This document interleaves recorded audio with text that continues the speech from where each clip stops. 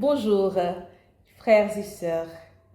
Quelle joie de vous retrouver en ce dimanche de l'Épiphanie.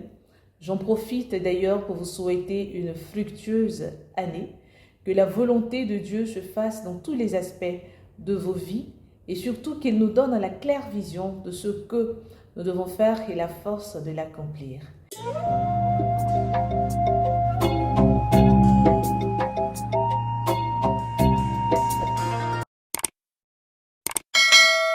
Les textes de ce dimanche sont très beaux et les textes nous enseignent, les textes nous parlent de la manifestation de Dieu aux hommes.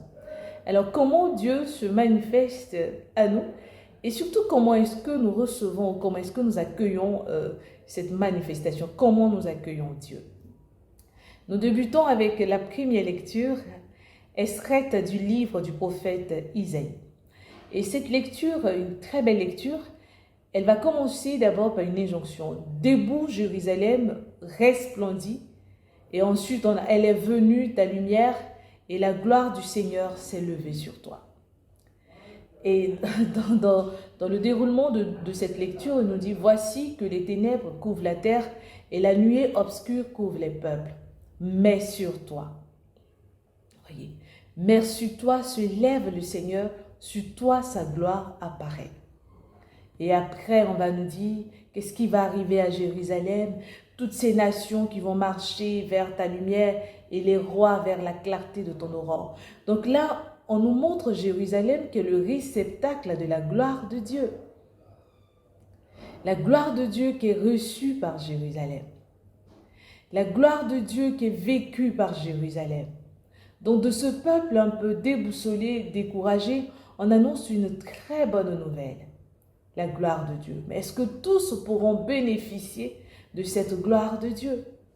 Et vers la fin de cette prophétie qu'il donne, il dit, tous les gens de Saba viendront apportant l'or et l'encens, ils annonceront les exploits du Seigneur. Frères et sœurs, j'ai bien envie que vous et moi, nous annoncions les exploits du Seigneur. Pour annoncer les exploits du Seigneur, il va nous falloir vivre quelque chose d'extraordinaire. Et cette chose extraordinaire qui est annoncée ici, nous la découvrons dans l'évangile du jour. L'évangile du jour extrait de Saint Matthieu, chapitre 2, versets 1 à 12. Là, on va nous parler des rois mages. Donc, quand nous parlons de l'épiphanie, nous voyons tout de suite les rois mages qui viennent de l'Orient pour adorer l'enfant, pour adorer le roi qui vient de naître. Et ces rois mages vont demander l'endroit exact. C'est vrai qu'ils ont vu, ils ont suivi l'étoile, comme on nous dit, mais ils vont demander l'endroit exact où le roi est né afin de l'adorer.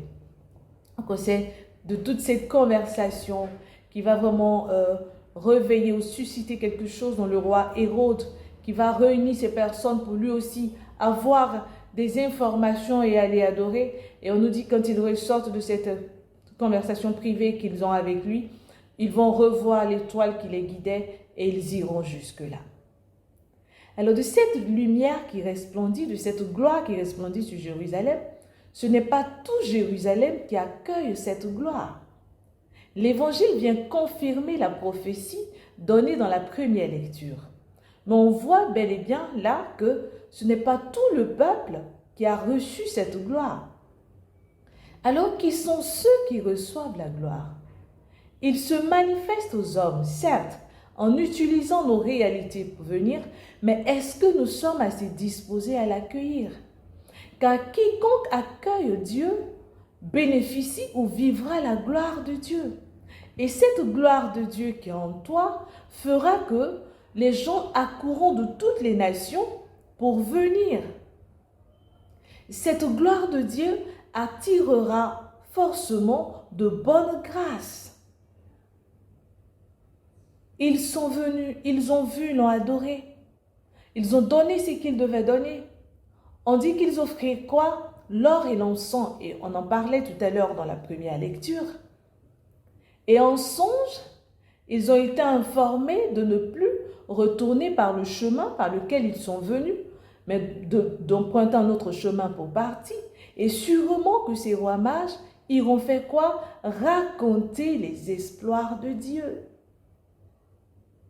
qu'est-ce que tu vas raconter, frères et sœurs, lorsque tu es encore dans ta zone de confort et que tu refuses d'accueillir totalement Dieu? Quelle est l'annonce de l'évangile que tu fais lorsque tu ne laisses pas Dieu te transformer ou te laisser aller à sa rencontre pleinement et véritablement? On dira qu'il s'est manifesté aux hommes. Oui, c'est une solennité, une fête. On aura vraiment certaines célébrations sur nos différentes paroisses.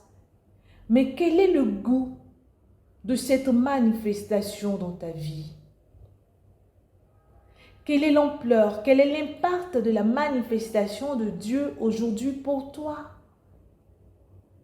De la façon dont je l'accueille, de la façon dont je me dispose à l'accueillir, la gloire de Dieu vit en moi et de mon extérieur transparaît ou transparaîtra des choses merveilleuses que Dieu voudra que je vive.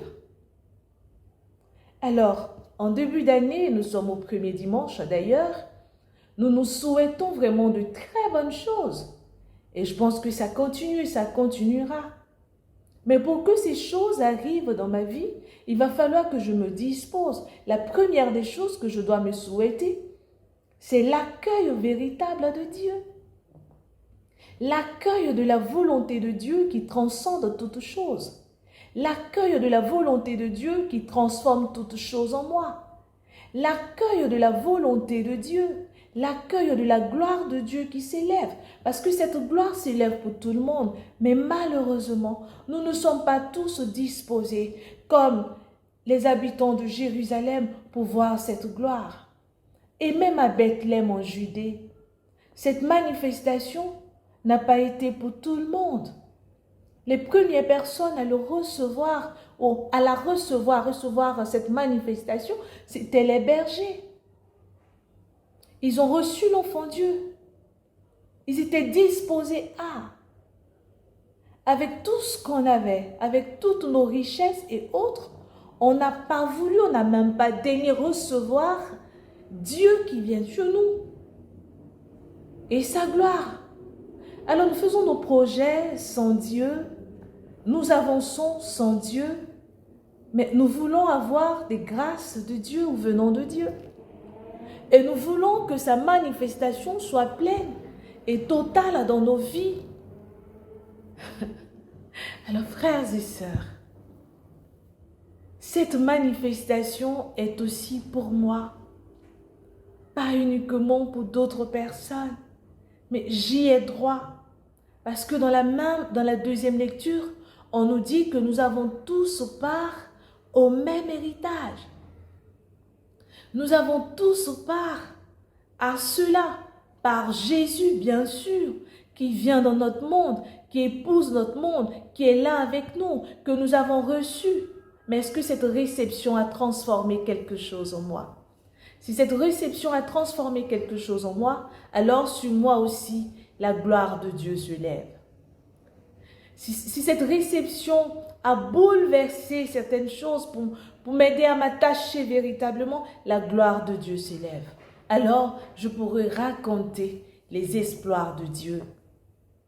Et je pourrai chanter ce psaume 71 en disant « Toutes les nations, Seigneur, se prosterneront devant toi. » Pourquoi? Parce que moi, Seigneur, en cette année, je veux me prosterner devant toi. Seigneur, en cette année, je veux sortir de ma zone de confort. Seigneur, en cette année, je veux te laisser t'établir totalement en moi pour que les bonnes choses m'arrivent. Je veux que mon intérieur te respire, que mon intérieur te chante, parce que lorsque mon intérieur chante Dieu, mon extérieur suit. Et cette gloire est vécue et cette gloire est perceptible par tous et de tous. Alors, frères et sœurs, en ce dimanche de la manifestation de Dieu aux hommes, demandons la grâce. La grâce d'être disposés à l'accueillir véritablement. La grâce de cette rencontre, la grâce de cette manifestation véritable en nous-mêmes. Et cette manifestation qui est visible par les actes d'amour que nous posons. C'est ainsi que nous chantons, que nous racontons les exploits de Dieu, par la rencontre de l'amour et surtout quand nous sommes disposés à recevoir cet amour-là. Vous le savez, frères et sœurs, moi je vous aime, mais Dieu encore plus. Alors que sa gloire s'élève sur nous. Au revoir et très bon dimanche. Bonne année.